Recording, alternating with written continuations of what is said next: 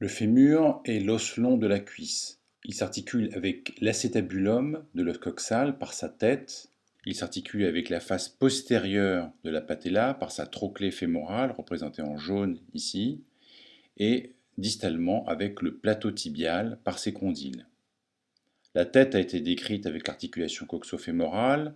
On rappelle que c'est une sphère qui est recouverte aux 2/3 de cartilage. Cette sphère fait 25 mm de rayon et le col du fémur fait un angle de 130 degrés avec la diaphyse. Il existe un angle d'antéversion de la tête fémorale par rapport au condyle.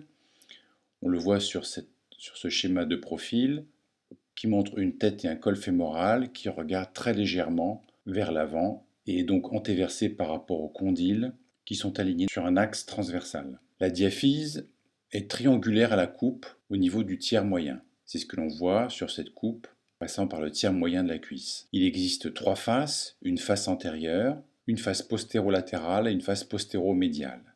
3 bords, en particulier un bord postérieur que l'on nomme la ligne âpre, qui est un bord complexe, nous le voyons sur cette coupe, sur lequel vont s'insérer des muscles importants de la cuisse. Le bord médial et le bord latéral sont moins saillants, c'est ce que l'on voit d'ailleurs sur cette coupe.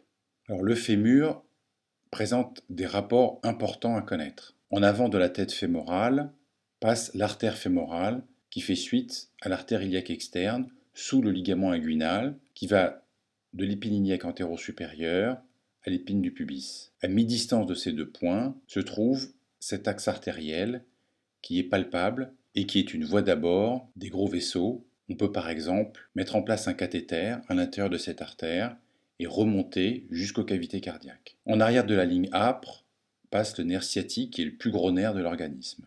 Enfin, au niveau de l'épiphyse distale, sur le tubercule de l'adducteur, s'insère le muscle grand adducteur qui va former une arcade sous laquelle va passer l'artère fémorale. Celle-ci va passer en arrière du fémur, rejoindre la fosse poplitée pour devenir l'artère poplitée. Sous l'arcade du muscle grand adducteur passe en sens inverse la veine poplitée qui va devenir la veine fémorale avec un trajet parallèle à l'artère à ce niveau. Elle n'est pas représentée sur ce schéma. La ligne âpre se divise vers le bas pour délimiter la surface poplitée. L'épiphyse distale comprend 2 surfaces articulaires en continuité, les condyles, avec un condyle latéral, un condyle médial, et la trochlée. Entre les 2 condyles se situe la fosse intercondylaire. Et nous avons des tubérosités osseuses au-dessus de ces condyles, l'épicondyle médial, l'épicondyle latéral.